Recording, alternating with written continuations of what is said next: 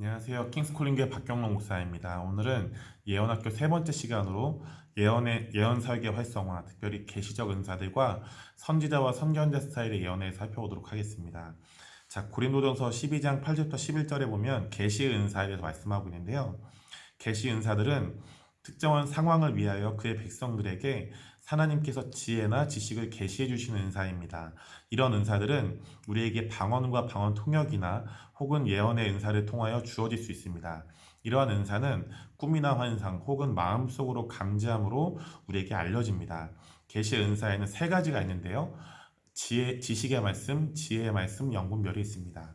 지식의 말씀은 어떤 개인이나 혹은 상황에 대한 현재나 과거에 관한 진상에 대하여 육적인 생각으로 알아보지 못한 것을 성령으로 말미암아 투자인적으로 계시되는 것입니다. 이러한 은사는 인간적으로 알 수 없는 하나님께서 주시는 정보입니다. 이러한 은사는 전체 윤곽이 아닌 어떤 제목에 관한 하나님의 지식의 전부가 아닌 부분적인 말씀입니다. 이 은사는 우리에게 지금 현재 일들의 상황을 보여주지요. 두 번째는 지혜의 말씀입니다. 지혜의 말씀이란 믿는 자에게 자연적인 혹은 초자연적인 지시에 근거를 두어 행동의 방향을 어떻게 이끌어가야 하는가에 관한 하나님의 지혜를 제시해주는 성령에 의한 초자연적인 계시입니다. 이 은사는 우리의 생애와 사역을 위한 하나님의 계획과 목적을 계시해 주는데요. 특별히 지혜의 말씀의 은사는 하나님께서 즉시로 잠깐 동안 혹은 가까운 장래 아니면 먼 장래에 무엇을 행하시려는 것을 제시해 줍니다. 이 은사는 개인이나 단체적인 모임이 무엇을 행해야 하며 또 어떻게 하나님의 뜻을 진행시키는 방법을 제시해 줍니다. 지혜의 말씀은 종종 지식의 말씀과 함께 병행하여 역사합니다. 세 번째는 영들 분별함입니다. 영들의 분별은 영의 세계를 초자연적으로 통찰하는 것입니다. 그것은 개인, 상황, 행동 혹은 계시 내용에 배우의 영이나 영들의 범위를 보여주게 됩니다. 영들의 세 가지 분별될 수 있는데요. 첫 번째는 하나님의 영, 그 하나님의 영에 속한 성령님과 그의 천사들을 분별할 수 있고요. 두 번째는 사단의 영인데요. 사단의 영에 속한 사단과 그의 귀신들을 분별할 수 있고, 세 번째는 사람의 영을 분별할 수 있습니다. 그리고 다음으로 보시면 이 계시적 은사를 활용하는 예언 사역의 형태들이 있는데요. 첫 번째는 지식의 말씀이 먼저 오고 그 다음에 예언이 이루어지고 그 다음에 지혜의 말씀이 오게 되는 방식입니다. 지식의 말씀으로부터 시작이 되고요. 하나님께서 알려주시는 예언 대상의 과거나 현재 상태를 받게 되고 그 사건, 상황에 관한 하나님의 마음을 예언합니다. 그리고 하나님께서 가지고 계신 선하신 계획과 가능성을 예언한 후에 어떻게 그 길로 갈 수 있고 그 예언을 성취할 수 있는지에 대한 전략으로서의 지혜의 말씀을 나눕니다. 이러한 예언 사역을 하게 될 때 지식의 말씀을 통해서 하나님께서 나를 알고 계시다는 믿음이 증가하고 그 믿음의 증가는 예언의 기름 부음을 활성화시킵니다. 또 예언을 한 후에 지혜의 말씀을 제공함으로써 그 예언이 실제 성취되기 위해서 행해야 될 것들과 삶의 변화를 나타내어 그 예언을 실제로 성취하게 할 수 있습니다. 자, 두 번째로는 영분별, 예언, 지혜의 말씀 이런 순서대로 나오는데요. 영분별로부터 시작이 됩니다. 예언 대상 배우의 역사는 어떤 영을 분별함으로써 예언 사역을 시작합니다. 특별히 이 하나님으로부터 오는 영을 분별할 수 있고 또 마귀로부터 오는 영, 사람에 대한 영을 분별할 수 있는데요. 무엇으로부터 시작하는지 관계가 없지만 개인적인 어떤 내가 예언을 해주는 그 분이 개인적인 친분 관계가 많이 없는 경우에는 하나님의 영의 역사를 분별함으로 시작하는 것이 좋습니다. 하나님께로부터 오는 영을 분별했다면 이제 예언으로 들어가서 그 영적 은혜를 힘입어 예언을 하고 하나님의 말씀을 풀어놓습니다. 그 후에 그 사람을 향하신 선하신 계획과 가능성을 예언해 줍니다. 그 이후에 지혜의 말씀을 제공하여 마무리하게 되는 것이죠. 특별히 어떤 분별은 특별히 마귀로부터 오는 영을 분별했을 수 있습니다. 그런데 이때는 주의해서 지혜를 발휘해야 하는데요. 왜냐하면 귀신의 영이 당신에게 감지되었다라고 하면 상대방에게 굉장히 큰 신뢰가 될 수 있고 그 예언을 받는 분이 굉장히 상처받을 수 있기 때문이죠.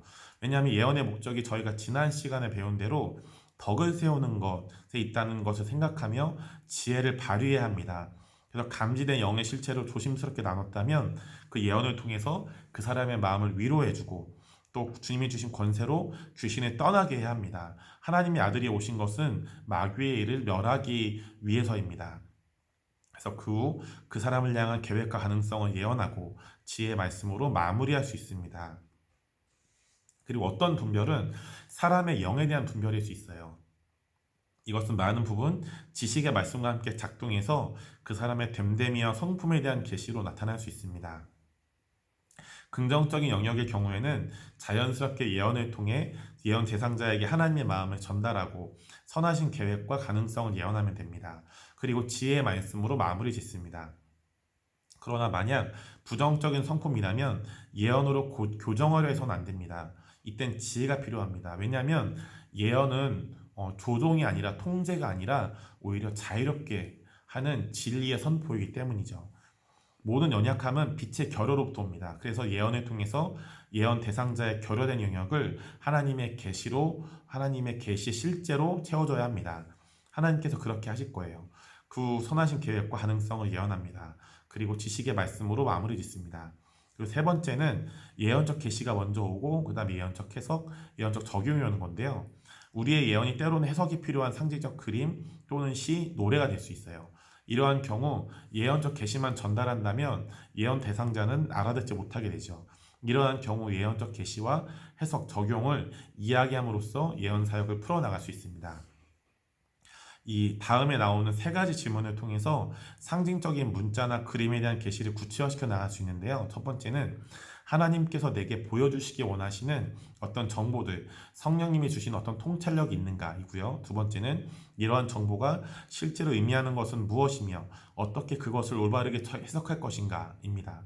세 번째는 올바르게 해석한 이러한 정보들을 어떻게 개인이나 교회 가운데 실제로 적용할 것인가입니다. 그리고 오늘 이제 마지막으로 저희가 볼 것은 예언 사역의 주요한 두 가지 흐름이 있습니다. 첫 번째는 나비 스타일의 선지자와 예언이고요. 두 번째는 그 선견자 스타일의 이제 선지자와 예언인데요. 첫 번째 나비 스타일의 선지자와 예언을 보면 이 구약에서 300번 정도 나오는 선지자라는 히브리 단어는 나비 혹은 나바이라고 하는데 갑자기 영감을 받은 사람이라는 뜻입니다. 이 단어는 거품을 일으키는 사람, 앞으로 흘려보내는 사람을 의미합니다. 그래서 이 나비 스타일의 어떤 선지자들이나 나비 스타일의 예언을 하는 분들은 그 영 깊은 곳으로부터 예언적인 메시지가 갑자기 일어나거나 앞으로 흘러나가는 어떤 예언적인 발포가 일어납니다. 많은 특별히 예언적인 어떤 성도들이 선지자이든지 아니면 예언적인 사람이든지 간에 이러한 종류의 예언들을 많이 경험하게 되는데요. 이 나비 스타일의 예언은 자연스러운 어떤 거품이 발생하는 느낌처럼 일어나서 선지식이 전혀 없거나 전무한 상태에서 갑자기 예언하도록 영감을 받는 것을 말합니다. 특별히 많은 신약의 선지자들이 이 나비 스타일의 선지자들인데요. 그들에게는 좀처럼 어떤 먼저 온 통찰력이나 앞서는 영적 지식 혹은 예언해 주려는 사람에 대한 이전의 계시가 없습니다. 그들에게는 그 어떤 것이든지 하나님으로부터 온 기존의 예언적인 정보도 없죠. 그래서 이 예언은 종종 그들이 실제로 사람들에게 실제로 손을 얹고 이 믿음으로 입을 연 후에야 자신이 하는 말이 분명해지고 예언을 시작하게 됩니다.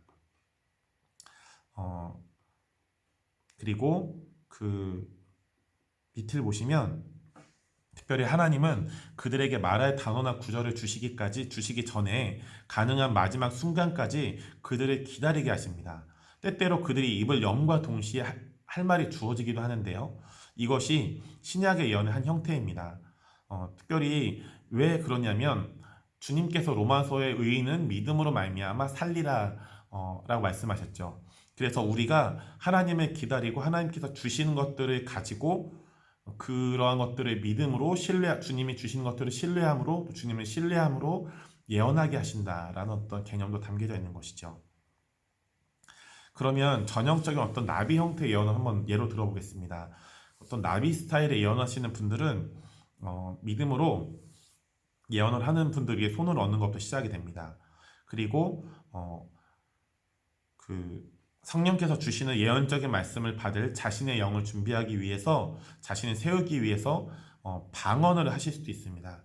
특별히 방언을 할 때 아니면 기도할 때 하나님께서 상대방에게 말씀하시려는 것 중에 시작 부분만을 받을 수도 있습니다.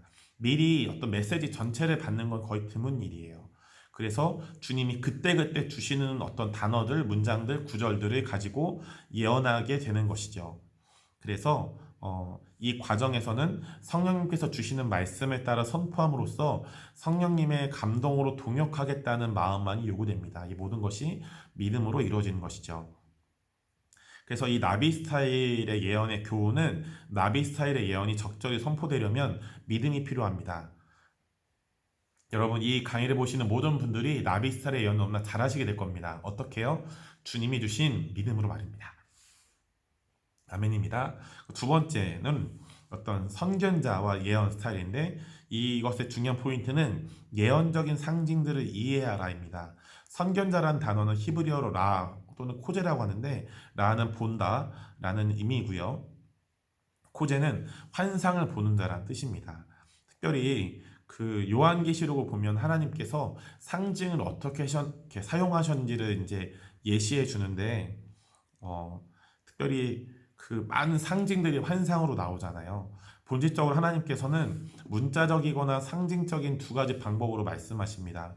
종종 하나님께서는 어떤 예언적인 말씀을 하실 때 상징적으로 말씀하시고 상징을 사용하십니다.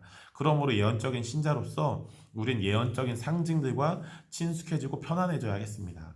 예언적인 그리스도인으로서 환상, 즉 상징들과 그 의미들을 예언하기 위해 우리는 보는 것을 예언하는 법을 배워야 합니다. 우리는 그 마음에 받은 환상을 명확하게 표현하고 그 생생한 그림을 세심하게 묘사함으로써 말로 분명히 전달하는 법을 배워야 하겠습니다. 우리의 마음의 눈이 무엇을 보는지 분명히 표현해야 하고, 처음에는 미미하고 무의미해 보일지라도 우리가 가진 생각, 지각, 개념, 인상, 정신적 이미지들을 잘 전달해야 하겠습니다. 특별히 이 선견자 스타일의 예언에서 중요한 교훈은 우리가 보는 것을 예언하는 방법을 배워야 한다는 것입니다. 그러나 예언하는 것은 믿음으로 시작되며 꼭 비전이나 보는 것과 연관되지 않을 수도 있습니다. 예언을 시작하기 전에 비전, 어떤 환상을 보려고 기다리지 말고 그것에 의존하지 않기를 축복합니다. 비전, 환상은 때때로 우리가 믿음으로 예언하기를 시작한 후에 예언과 동반되기도 합니다. 비전, 환상이나 보는 것에 의지해서 예언을 시작하려는 것은 예언의 효율성을 심히 제한할 수 있습니다. 그래서 하나님의 임재 안에서 주님을 잠잠히 기다리시고 주님께서 주시는 것들을 믿음으로 예언하기 시작할 때 그 모든 것이 함께 딸려와서 하나하나 단어든 문장이든 구절이든 비전이든 환상이든 주님이 그때그때 주시는 것들을 가지고 우리가 믿음으로 깨닫고 해석하며 선포할 수 있게 되는 것입니다. 그래서 이번 시간 여기까지 마치도록 하고요. 다음 강의 때 또 감사함으로 뵙겠습니다. 감사합니다.